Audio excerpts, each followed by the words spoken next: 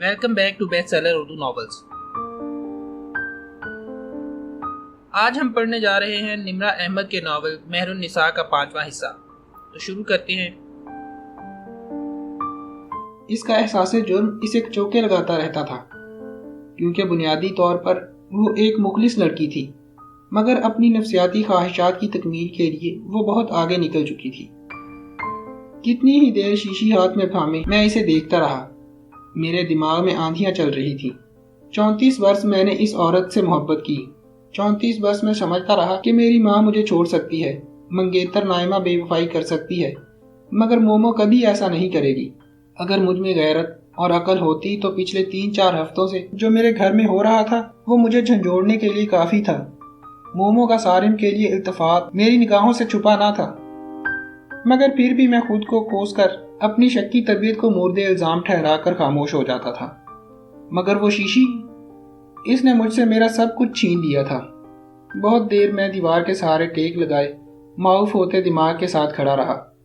پھر جیسے کچھ ہوش آیا تو میں نے انگلیوں میں جکڑی مانے ہم گولیوں کی شیشی جیب میں ڈال لی۔ بہت تھکے تھکے قدموں سے چلتے ہوئے باہر آیا تھا۔ مومو اور سارم کسی بات پر ہنس رہے تھے۔ میں نے ان کو نہیں دیکھا، میں نے کسی کو نہیں دیکھا، میں صرف زمین کو دیکھ رہا تھا۔ وہ دونوں ایک دوسرے میں مگن تھے۔ وہ جوان تھے، زندگی ان کے لیے ہنستی مسکراتی تھی، اور میں بوڑھا بیوقوف مرد دھیرے دھیرے چلتا ہوا باہر آ گیا۔ میں یونیورسٹی نہیں جا رہا تھا۔ مجھے خود نہیں علم تھا میں کہاں جا رہا ہوں۔ تمام راستے انجانے لگ رہے تھے۔ جن راستوں کا میں راہی تھا انہوں نے مجھے کہاں پہنچا ڈالا تھا۔ پتہ نہیں کب اور کیسے میں چلتا ہوا پارک آ پہنچا۔ یہ وہی پتھریلی روش تھی جہاں میں 14 برس کی اس لڑکی کے ساتھ جاگنگ کیا کرتا تھا۔ وہ لڑکی کدھر چلی گئی؟ میں اسے کہاں ڈھونڈوں؟ میں ایک درخت کے تنے سے ٹیک لگا کر کھڑا ہو گیا۔ میرا سب کچھ تو لٹ چکا تھا۔ میری واحد متاع نیک بیوی تھی جو اب کہیں بھی نہیں تھی۔ میں 56 سالہ PhD ڈاکٹر بچوں کی طرح پھوٹ پھوٹ کر رونا چاہتا تھا، مگر مومو نے تو مجھ سے آنسو بھی چھین لیے تھے۔ میں نے اس کو کئی برس پہلے I hate you کہا تھا۔ وہ اس دن بہت روئی تھی، اور پھر اس نے بہت اچھا انتقام لیا تھا مجھ سے۔ رضوی صاحب کی بیوی کا پتہ ہے تم لوگوں کو؟ میری سماعت سے ایک معمر آواز ٹکرائی۔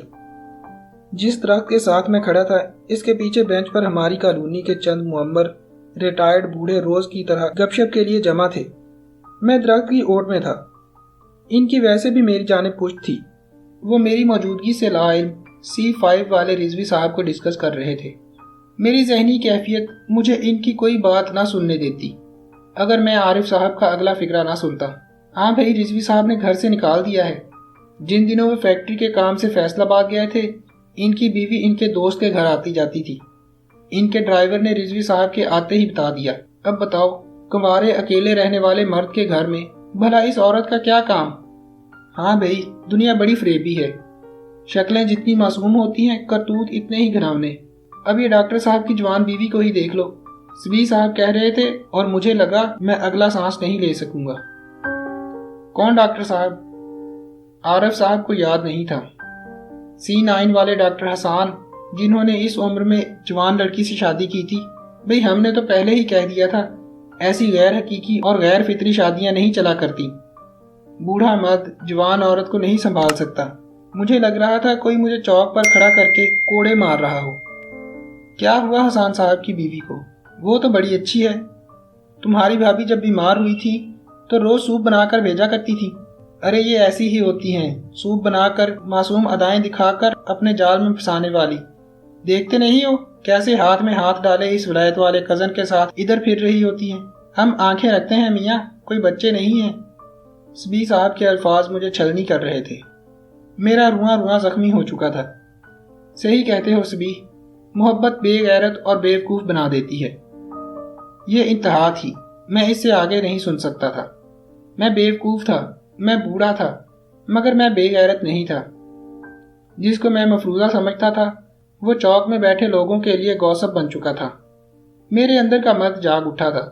میں بغیر کوئی آہٹ پیدا کیے درختوں کے جھنڈ سے نکلا اور ان دونوں کے پیچھے سے تیز تیز قدم اٹھاتا پارک سے نکل گیا۔ میرا رخ گھر کی جانب تھا۔ مجھے مومو سے بات کرنا تھی۔ مجھے اس سے صرف 2 ٹوک بات کرنا تھی۔ میں مومو کو چھوڑنا نہیں چاہتا تھا، میں اس بات کا تصور بھی نہیں کر سکتا تھا۔ میں اس کو معاف کرنے کے لیے تیار تھا۔ میں بوڑھا ہو چکا تھا، مجھے اس کی ضرورت تھی۔ اسی قسم کے خیالات سے میں نے اپنے اندر کے غیرت مند مرد کو اندر ہی دفن کرنے کی کوشش کی۔ آپ مجھے بے غیرت کہیں گے، آپ کہہ سکتے ہیں۔ بہت آہستگی سے میں نے گھر کا بیرونی دروازہ کھولا۔ دبے قدم اٹھاتا میں اندر داخل ہوا۔ مومو اور سارم میری آواز سے بے خبر تھے۔ ان کے خیال میں یونیورسٹی جا چکا ہوں۔ میں آگے بڑھنا چاہتا تھا، مگر لیونگ روم کا منظر دیکھ کر مجھے اوٹ میں ہونا پڑا۔ صوفے پر سارم بیٹھا تھا، اس کے بہت قریب مومو بیٹھی تھی۔ اس کا سر سارم کے کندھے پر تھا اور آنکھوں میں آنسو تھے۔ سارم کا دایاں بازو مومو کے شانوں کے گرد تھا۔ کبھی ان آنسوؤں سے میں بھی ہار گیا تھا، اور حیدر بھی۔ میں تمہیں بہت مس کروں گی سارم، وہ بھیگی آواز میں کہہ رہی تھی۔ مہر، آپ میری بات کیوں نہیں مان لیتی؟ آپ میرے ساتھ کینیڈا آ جائیں، میں وہاں جلد ہی الگ اپارٹمنٹ لے لوں گا۔ بس پھر میں ہوں گا اور آپ، ہم ہمیشہ اکٹھے رہیں گے۔ کبھی کبھی میرا دل کرتا ہے میں سب کچھ چھوڑ چھاڑ کر واقعی تمہارے ساتھ چلی جاؤں، مگر حسان وہ متذبذب تھی۔ آپ ان کو ایک دفعہ بتا ہی دیں، دو ٹوک انداز میں بتا دیں، وہ جیسے چڑھ کر بولا تھا۔ کیا بتا دوں؟ یہی کہ آپ ان جیسے خود غرض اور سیلف سینٹرڈ بندے کے ساتھ نہیں بلکہ میرے ساتھ رہنا چاہتی ہیں۔ سارم، ایسے مت کہو، میں ان سے بہت محبت کرتی ہوں۔ میرے دل میں کچھ گمانیوں نے سر اٹھایا تھا۔ ٹھیک ہے، پھر میرے بغیر رہ لیں گی آپ؟ وہ جیسے خفا سا ہو گیا تھا۔ نہیں رہ سکتی نا، یہی تو مسئلہ ہے، تمہارے بغیر بھی نہیں رہ سکتی۔ میں تو تمہیں دیکھ کر جیتی ہوں سارم، میں نے زندگی میں سب سے زیادہ محبت ہی تم سے کی ہے۔ میری خوش فہمیوں کا گھڑا چکنا چور ہو گیا تھا۔ حسان صاحب سے بھی زیادہ؟ آف کورس سارم، کیا تمہیں شک ہے؟ اس نے مصنوعی خفگی سے کہا۔ زندگی میں پہلی دفعہ مجھے مومو سے نفرت محسوس ہوئی تھی۔ پہلی دفعہ میرا دل اس پر تھوکنے کو چاہا تھا۔ میں اوٹ سے نکلا، وہ دونوں میرے سامنے تھے، مگر انہوں نے مجھے نہیں دیکھا۔ آئی لو یو ٹو مہر۔ سارم اس پر جھکا تھا۔ مومو نے آنکھیں موند لیں۔ اس نے مومو کے ماتھے پر اپنے لب رکھ دیے۔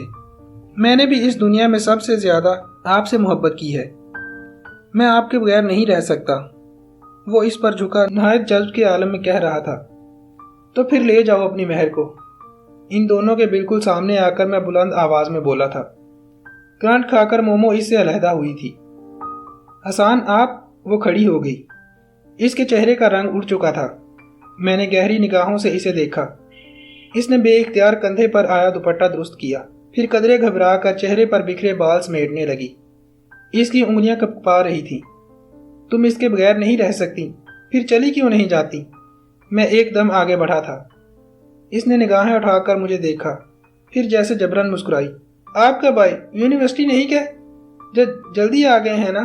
نہیں مومو، مجھے تو بہت دیر ہو گئی ہے۔ اس مقام تک آتے آتے میرا لہجہ سرد تھا۔ اس نے خوفزدہ ہو کر میرا چہرہ دیکھا۔ کیا ہوا حسان؟ میں نے ایک زوردار تھپڑ اس کے چہرے پر مارا۔ وہ لڑکھڑا گئی۔ 34 برس مومو، 34 برس میں نے تم سے محبت کی، اور تم گھٹیا عورت۔ میں نے ایک اور زوردار تھپڑ مارا تو وہ چکرا کر گر گئی۔ میں نے اسے اپنے پاؤں میں موجود جوتوں سے بھی ٹھوکر ماری۔ ذلیل، بد کردار، حرافہ، میں اسے گالیاں بک رہا تھا۔ وہ صوفے پر گری چپ چاپ پٹ رہی تھی۔ پھر ایک دم میں نے اپنا ہاتھ روک لیا۔ اس کے منہ سے خون نکل رہا تھا۔ اس کا کیچر ٹوٹ چکا تھا، مگر مجھے مومو پر ترس نہیں آیا تھا۔ سارم ششدر کھڑا سارا تماشا دیکھ رہا تھا۔ حسان، مجھے معاف کر دیں۔ صوفے پر بیٹھی مومو میرے قدموں میں آ گئی۔ میں آپ سے بہت محبت کرتی ہوں، مجھ سے غلطی ہو گئی تھی۔ وہ رو رہی تھی۔ میں نے اپنے بھاری بوٹ سے اس کے چہرے پر ٹھوکر ماری۔ وہ پیچھے کو گر گئی۔ غلطی؟ تم اسے غلطی کہتی ہو؟ تم سمجھتی رہی یہ بوڑھا ہو گیا ہے تو شاید بے غیرت بھی ہو گیا ہے، مگر میں بے غیرت نہیں ہوں۔ بس کریں حسان صاحب، چھوڑیں مہر کو۔ میں اسے مارنے کو آگے بڑھا تو سارم نے بے اختیار مداخلت کی۔ شٹ اپ سارم، تم جاؤ یہاں سے۔ مومو نے ایک دم چیخ کر اسے روکا۔ اس کے بڑھتے قدم وہیں رک گئے۔ وہ اب صوفے کا سہارا لے کر اٹھنے کی کوشش کر رہی تھی۔ میں نے اس کا بازو کھینچ کر اسے اٹھایا اور اس کا چہرہ اپنے بالکل سامنے کیا۔ 8 سال تم مجھے دھوکہ دیتی رہی، کیوں؟ مجھے جواب دو، میں چیخ رہا تھا۔ اس نے ہونٹوں سے رشتہ خون ہتھیلی کی پشت سے صاف کیا اور کچھ کہنے کو لب کھولے۔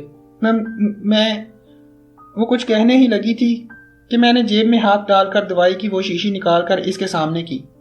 یہ کیا ہے مہر النساء؟ وہ جو کچھ کہنا چاہ رہی تھی جیسے 200 واٹ کا کرنٹ کھا کر 2 قدم پیچھے ہٹی۔ اس کی آنکھوں میں بے یقینی تھی، اس کا پورا وجود یک لمحے کو لرزا تھا۔ یہ تم استعمال کرتی ہو نا مومو؟ میں شیشی اس کے چہرے کے قریب لے جا کر پوچھ رہا تھا۔ وہ اسی طرح پھٹی پھٹی نگاہوں سے شیشی کو دیکھتی رہی۔ مجھے جواب دو، میں حلق کے بل دھاڑا تھا۔ کچھ کہنے کے لیے کھلے لب اس نے بند کر کے زور سے آنکھیں میچ لی، پھر انہیں کھول کر میری جانب دیکھا۔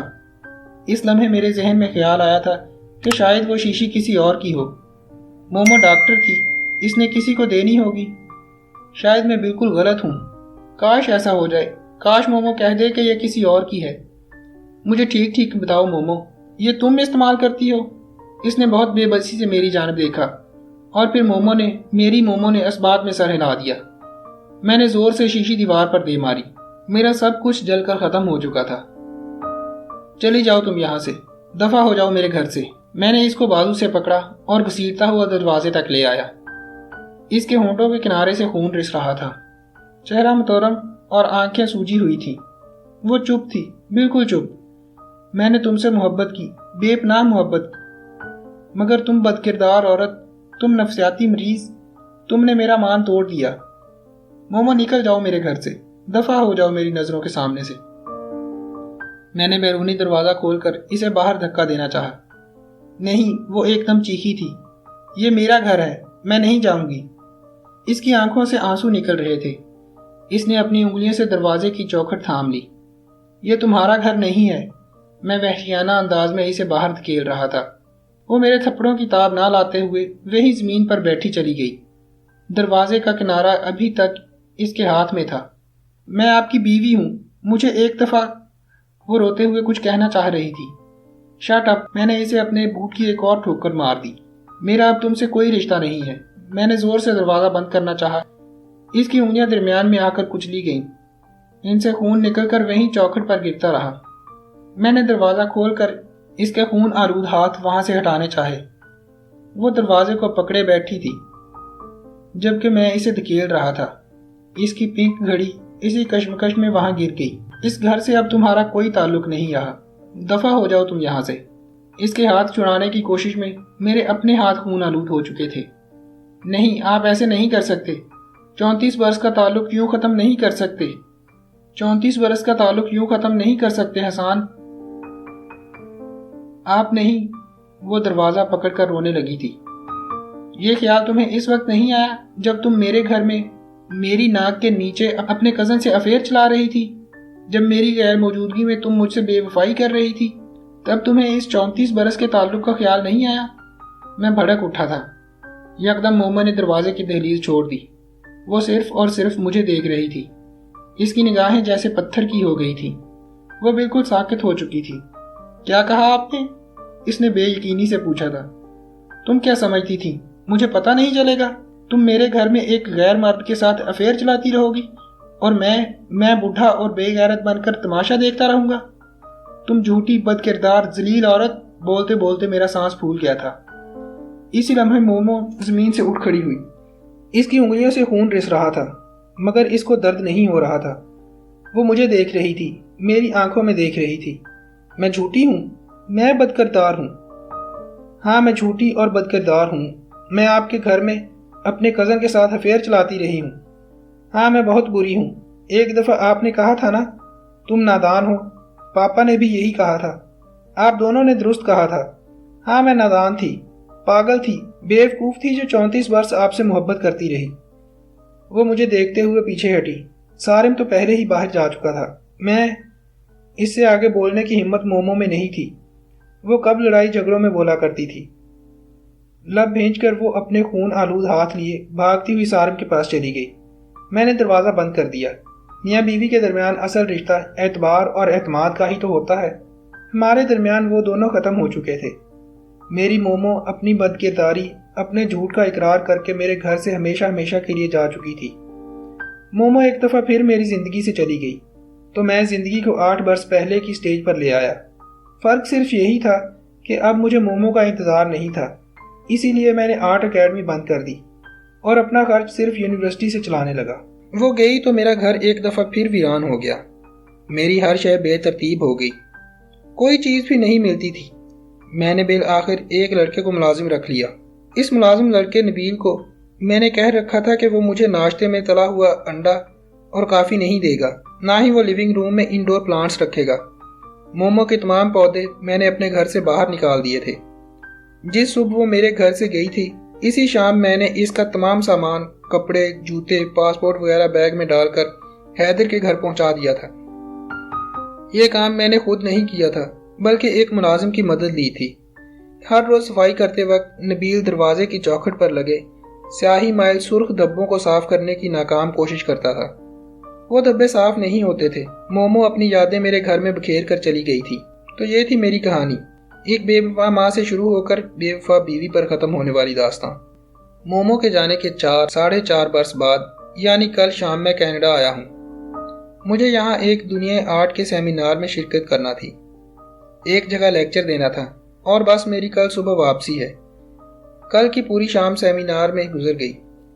آج کی صبح یونیورسٹی میں، اور بالآخر میں 1 گھنٹہ پہلے فارغ ہو کر ٹورنٹو کے مال پر آیا ہوں۔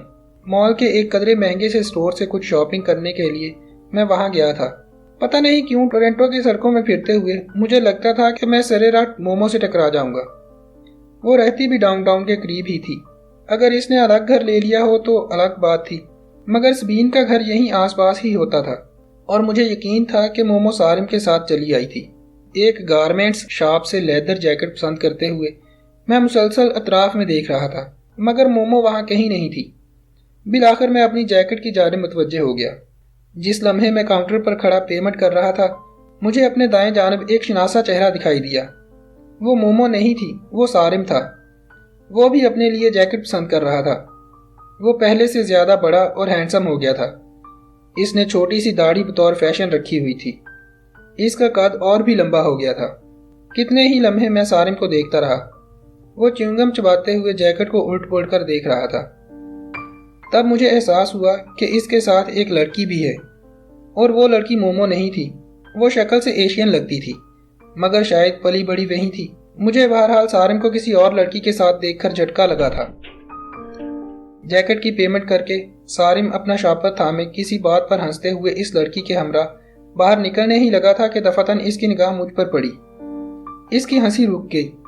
صرف ایک لمحہ لگا تھا اسے مجھے پہچاننے میں، پھر اس نے منہ پھیر لیا۔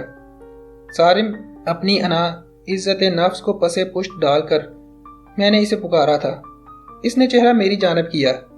اس کے چہرے پر عجیب سا تناؤ آ گیا تھا۔ یس، اس نے یوں مخاطب کیا جیسے ہم اجنبی ہوں۔ میں ایک قدم آگے بڑھا۔ مجھے تم سے بات کرنا ہے، میں نے چونکہ انگریزی میں کہا تھا، اسی لیے اس کے ساتھ موجود لڑکی اوکے میں تمہارا ویٹ کر رہی ہوں کہہ کر وہاں سے چلی گئی۔ سارم نے تنفر سے مجھے دیکھا۔ جی کیا بات کرنی ہے آپ کو؟ اس کا انداز اکھڑا اکھڑا سا تھا۔ میں مومو کے متعلق پوچھنا چاہتا ہوں، وہ کیسی ہے؟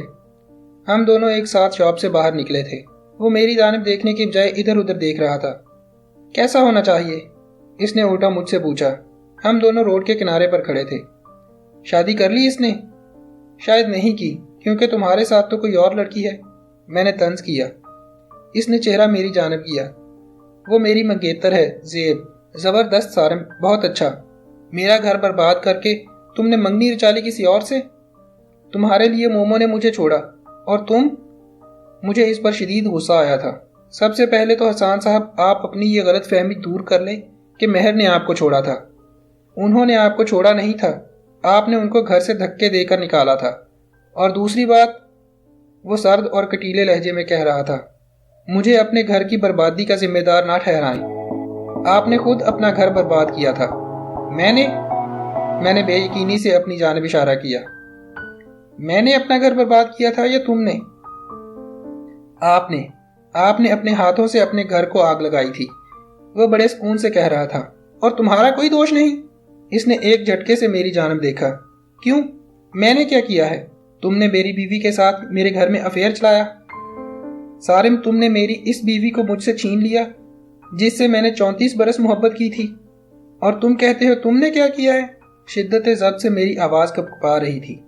حسان صاحب، آپ نے مہر سے صرف محبت کی تھی، اور محبت صرف نہیں ہوا کرتی۔ محبت اعتبار اور اعتماد کے بنا ادھوری ہوتی ہے۔ آپ نے 34 برس مہر سے محبت کی مگر اعتبار نہیں کیا، بلکہ آپ نے تو شاید ان سے محبت بھی نہیں کی۔ آپ کو صرف ان کی ضرورت تھی۔ محبت تو صرف آپ نے اپنے آپ سے کی ہے۔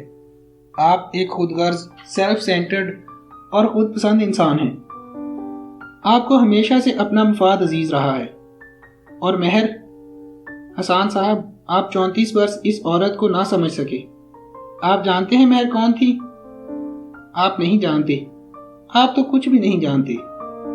میں آپ کو بتاتا ہوں۔ اس کی آنکھوں میں سرخی تھی، کرب تھا۔ اس کی آواز سے میرے لیے نفرت چھلک رہی تھی۔ میں آپ کو بتاتا ہوں حسان صاحب، مہر کون تھی۔ وہ عورت جسے آپ نے بے عزت کر کے دھکے دے کر مجھ سے افیئر چلانے کے الزام میں گھر سے نکالا تھا، وہ عورت حسان صاحب، وہ عورت میری ماں تھی، میری سگی ماں۔ مجھ پر کسی نے آسمان توڑا تھا۔ میں جیسے کرنٹ کھا کر 2 قدم پیچھے ہٹا۔ نہیں، میں نے بے یقینی سے نفی میں سر ہلایا۔ وہ غلط کہہ رہا تھا۔ مومو کیسے اس کی ماں؟ نہیں، یقین نہیں آیا نا آپ کو؟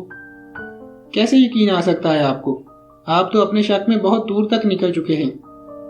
آپ تو میرے اور ان کے تعلق کو، ہماری محبت کو اس گندی نظر سے دیکھتے رہے جس کے بارے میں مجھے سوچتے ہوئے بھی شرم آتی ہے۔ مجھے لگا سارم رو رہا ہے۔ اس کی آواز بھیگ چکی تھی۔ میری ماں نے زندگی میں صرف ایک غلطی کی تھی۔ میرے نزدیک یہ غلطی نہیں تھی، مگر ان کے نزدیک تھی۔ جس دن آپ نے ان کو رلایا تھا، ان کی عزت نفس کو کچلا تھا، اس دن انہوں نے روتے ہوئے اپنے پاپا سے کہا تھا، اگر حسان نے مجھ سے شادی نہ کی تو میں اپنی مرضی سے کسی سے بھی شادی کر کے خود کو برباد کر ڈالوں گی۔ شاید تب سر کو دکھ ہو اور انہیں میرا خیال آئے۔ یہی پریشانی میرے نانا کی موت کا سبب بنی، اور اس کی وجہ بھی آپ تھے، صرف آپ۔ آپ نے ان کو دھتکارا تھا۔ نتیجتاً انہوں نے صرف آپ کو دکھ دینے کے لیے کینیڈا جاتے ہی سبین آنٹی کے دیور سے شادی کر لی تھی۔ وہ چاہتی تھیں کہ اپنے شوہر کے ساتھ وطن واپس آئیں اور آپ کو یہ سب کچھ بتا کر دکھ دیں، مگر ان کی شادی 2 ماہ ہی چل سکی تھی۔ سبین آنٹی کے دیور یعنی میرے فادر کا 2 ماہ بعد ہی ایکسیڈنٹ میں انتقال ہو گیا تھا۔ جب 17 سال کی عمر میں مہر ماں بنی تو انہیں لگا انہوں نے غلطی کر ڈالی ہے۔ وہ مجھے سبین آنٹی کے حوالے کر کے پاکستان چلی گئی۔ ان کے دل میں کہیں نہ کہیں یہ امید باقی تھی کہ آپ ایک نہ ایک دن ان کی محبت کا یقین کر کے ان سے شادی کر لیں گے۔ یہی امید اور یہی خواہش تھی جس نے ان سے جھوٹ بلوایا۔ یہاں کسی کو ان کی شادی کا علم نہیں تھا۔ سبین آنٹی نے سب سے چھپا لیا تھا۔ وہ چاہتی تھی مہر کی شادی ہو جائے، اس لیے یہ بات مشرقی پوائنٹ آف ویو سے چھپانا ضروری تھی کہ وہ ایک بیوہ اور ایک بچے کی ماں بھی ہیں، اور آپ سے چھپانا تو اور بھی ضروری تھا۔ وہ کہتی تھی میں نے حسان سے اس لیے چھپایا کہ وہ شخص تو باسی کھانا نہیں کھاتا تھا، کسی دوسرے کے استعمال شدہ تولیے کو ہاتھ نہیں لگاتا تھا، تو بھلا کسی کی بیوہ کو کہاں قبول کرے گا؟ میرے نزدیک یہ ان کی غلطی تھی، لیکن غلطی انسانوں سے ہی ہوتی ہے۔ وہ کوئی پرفیکٹ قسم کا افسانوی کردار نہیں تھی، وہ ایک جیتی جاگتی انسان تھی۔ ان سے بھی حماقت ہوئی تھی، اور اس حماقت کا ثبوت میں تھا۔ 17 برس میں کینیڈا میں سبین آنٹی کے پاس پلا بڑھا۔ 17 برس میں ماں کی محبت کو ترسا۔ میری ماں اپنا گھر بسانے کے لیے مجھے چھوڑ گئی تھی، بالکل ایسے جیسے آپ کی ماں آپ کو چھوڑ گئی تھی۔ مگر میں نے حسان رضا کی طرح اپنی ماں کو بے وفا نہیں قرار دیا۔ میں ان کی مجبوری کو سمجھتا تھا۔ انہوں نے آپ سے ایک جھوٹ بولا، اور اسے چھپانے کے لیے اور بھی کتنے جھوٹ بولے۔ وہ بہت سچے اور حساس دل کی مالک تھیں۔ انہوں نے اپنے بچے کو اس کا حق نہیں دیا تھا، وہ محبت نہیں دی تھی جس کا وہ حقدار تھا، اس لیے ان کے دل میں احساس جرم تھا۔ وہ جب بھی کسی بچے کو دیکھتی تھی، یہ احساس جرم انہیں بری طرح ڈسٹرب کرتا تھا۔ پھر وہ دوسرا بچہ کیسے پیدا کر سکتی تھی؟ مہر کو قدرت نے محبت سے تخلیق کیا تھا۔ انہوں نے اپنے ہر رشتہ کو پوری محبت اور خیال سے نبھایا تھا۔ یہ کیسے ممکن تھا کہ وہ اپنے بیٹے کو بھول جاتی؟ وہ اپنی پہلی شادی کو بھی اپنی غلطی سمجھتی تھی۔ احساس جرم اور آپ سے محبت کی اس کشمکش میں وہ دوسرا بچہ پیدا نہیں کرنا چاہتی تھی، اور شاید اپنے بچے کو ممتا سے محروم رکھنے کے جرم میں وہ خود کو سزا دے رہی تھی۔ پھر انہیں یہ خدشہ بھی ستاتا تھا دوبارہ ماں بننے کے عمل میں کہیں یہ راز نہ کھل جائے کہ وہ پہلے بھی ماں بن چکی ہیں۔ اگرچہ سبین آنٹی انہیں بہت سمجھاتی تھی، لیکن میری ماں کے دل میں ڈر تھا، خوف تھا، اس محبت کے کھو جانے کا خوف جو اس نے بہت کڑی ریاضت کے بعد پائی تھی۔ ہاں، میری ماں ڈرتی بہت تھی۔ صرف اسی ڈر خوف کے پیچھے صرف اپنا گھر بچانے کی خاطر انہوں نے اپنی مامتا قربان کر ڈالی۔ انہوں نے مجھے خود سے دور رکھا۔ وہ وہیں گھاس پر بیٹھ گیا تھا۔ وہ رو رہا تھا، وہ بچوں کی طرح رو رہا تھا۔ 17 برس میں بن ماں باپ کے اپنے تایا تائی کے پاس پلتا رہا۔ 17 برس میں اپنی ماں کو یاد کر کے روتا رہا، اور وہ بھی پرسکون نہیں تھی۔ وہ ہر دوسرے بچے میں اپنا سارم ڈھونڈتی تھی، وہ سارم جسے وہ روتا بلکتا ٹورنٹو میں چھوڑ کر آئی تھی، صرف اور صرف آپ کی خاطر۔ آپ کی وجہ سے میں 17 برس اپنی ماں سے دور رہا۔ وہ سمجھتی تھیں کہ آپ کی محبت انہیں سارم کو اپنے بیٹے کو بھولنے پر مجبور کر دے گی، مگر ماں کی ممتا کا کوئی نعم البدل نہیں ہوا کرتا۔ وہ آپ کی محبت کے باوجود اپنی ممتا کے آگے ہار گئی تھی۔ سارم نے اپنا سر لیمپ پوسٹ کے ڈنڈے سے ٹکا دیا۔ اس کی آنکھوں سے مسلسل آنسو بہہ رہے تھے۔ پھر انہوں نے مجھے بلوا لیا۔ 17 برس بعد صرف اور صرف ایک ماہ کے لیے میں ان سے ملنے آیا۔ وہ 30-35 دن ان کی زندگی کے خوشگوار ترین دن تھے۔ ان کا جوان بیٹا جو ان کے کندھے سے بھی اونچا تھا ان کے پاس آیا تھا۔ وہ کیوں نہ خوش ہوتی؟ 34 برس انہوں نے آپ کی خدمت کی حسان صاحب، اور پھر 34 برس بعد صرف 34 دن اپنے بیٹے کو پیار دینا چاہا، مگر آپ اتنے تنگ دل، خود غرض اور گھٹیا انسان تھے، آپ نے اس پر بھی شک کیا۔ اللہ اور رسول کی محبت کے بعد جب تیسری محبت کو اس دنیا کی سب سے عظیم اور خالص محبت کہا جاتا ہے، جس سے اللہ اپنی محبت کا موازنہ کرتا ہے، آپ نے اس محبت پر بھی شک کیا۔ صرف آپ کی وجہ سے میں ان کو کبھی ماں نہیں کہہ سکا۔ صرف آپ کی وجہ سے میں 17 برس محرومیوں میں گھرا رہا۔ 17 برس بعد مجھے میری ماں ملی تھی، مگر آپ نے کیا کیا؟ سب کچھ تباہ کر ڈالا۔ وہ سر گھٹنوں پہ رکھ کر ہچکیوں سے رو رہا تھا، اور میں ساکت سا کھڑا اس اونچے لمبے لڑکے کو روتے دیکھ رہا تھا۔ میرے جسم سے کوئی آہستہ آہستہ جان نکال رہا تھا۔ مومو نے کیوں نہیں بتایا یہ سب مجھے؟ صرف ایک بار تو اعتبار کیا ہوتا مجھ پر، ایک بار تو کہا ہوتا کہ اس کا بیٹا بھی ہے۔ کیا تب میں اس کے بیٹے کو اپنا بیٹا سمجھ کر نہ پالتا؟ میری آواز دور کہیں کسی کھائی سے آتی سنائی دے رہی تھی۔ ہاں، سارم نے تنفر سے سر اٹھا کر مجھے دیکھا۔ میں نے بھی یہی کہا تھا ان سے جب آپ نے ان کو نکال دیا تھا، اور جانتے ہیں انہوں نے آگے سے کیا کہا؟ انہوں نے کہا، سارم تم نہ بھی ہوتے تب بھی احسان مجھے مجرم ثابت کر ہی دیتے۔ میں انہیں اپنے پہلے شوہر کا بتا دیتی تو وہ اٹھتے بیٹھتے، اس کے نام کے تانے دیتے۔ میں سوچ میں گم ہوتی تو وہ مجھ پر اپنے سابقہ شوہر کو یاد کرنے کا شک کرتے۔ شک اس آدمی کی رگ رگ میں بھرا ہے، اور آپ کہتے ہیں وہ آپ پر اعتبار کرتی؟ انہوں نے تو آپ پر بہت اعتبار کیا تھا، بس آپ نے ان پر نہیں کیا تھا۔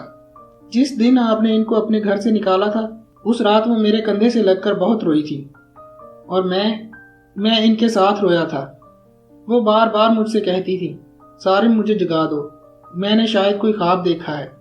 وہ اپنے چہرے پر ہاتھ لگا کر روتی تھی۔ سارم، حسان نے میرے منہ پر بوٹ مارا۔ وہ اپنے زخمی ہاتھ دیکھ کر روتی تھی۔ انہوں نے میرے ہاتھ دروازے میں کچل ڈالے۔ وہ تو میرے آرٹسٹک ہاتھوں سے بہت محبت کرتے تھے۔ مجھے کانٹا بھی چبھ جاتا تو تکلیف انہیں ہوتی تھی۔ پھر انہوں نے یہ کیا کر دیا؟ اس رات میری ماں بہت روئی تھی، اور اس رات مجھے پہلی بار آپ سے بے حد نفرت محسوس ہوئی تھی۔ میرا دل آپ کو قتل کرنے کو چاہا تھا۔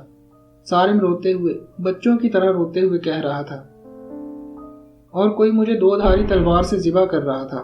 یہ میں نے کیا کر ڈالا؟ میرے خدا، یہ میں نے کیا کر ڈالا؟ میں نے اپنی مومو کو اپنے گھر سے نکال دیا، اس مومو کو جس کے لیے میں کتابیں لاتا تھا، جس کے ساتھ میں کافی پیتا تھا، جس کے رنگوں اور تتلیوں سے میں محبت کرتا تھا۔ میرے اللہ، میں نے اس مڑی ہوئی پلکوں والی لڑکی کے ساتھ کیا کر ڈالا؟ 17 برس بعد اسے اس کا بیٹا ملا تھا، اور میں نے اس کو کیا سزا دے ڈالی؟ میں نے اس کے چہرے پر اپنا بھاری جوتا مارا۔ وہ جوتا اس کی پلکوں سے بھی تو لگا ہوگا، اس کی ان پلکوں سے جن سے مجھے محبت تھی۔ میں نے اس کے ہاتھ لہو لہان کر ڈالے، وہ ہاتھ جن کو میں دنیا کے خوبصورت ترین ہاتھ کہا کرتا تھا۔ میں نے اس کو ایک دفعہ پھر رلایا۔ یہ کیا کر دیا میں نے؟ اپنی خود ساختہ تھیوریوں میں، اپنی فضول سوچوں سے میں نے اپنے ہی آنگن کو جلا ڈالا۔ یہ کیا کر دیا میں نے؟ آپ نے مجھ سے میری ماں چھین لی حسان صاحب۔ اب آپ یہاں کیوں آئے ہیں؟ وہ سرخ گیلی آنکھوں سے مجھے دیکھتے ہوئے پوچھ رہا تھا۔ میں اسے کیا جواب دیتا؟ میرے پاس کہنے کو کچھ بھی تو نہیں تھا۔ سارم، مجھے اپنی ماں کے پاس لے چلو، میں اس سے معافی مانگ لوں گا۔ وہ مجھ سے ناراض نہیں ہو سکتی، وہ کبھی مجھ سے ناراض نہیں ہوئی۔ मैं घुटनों के बल ज़मीन पर गिर गया था। मेरे हाथ सारिम के आगे जुड़े थे। सॉरी हसान साहब, अब आपको देर हो चुकी है।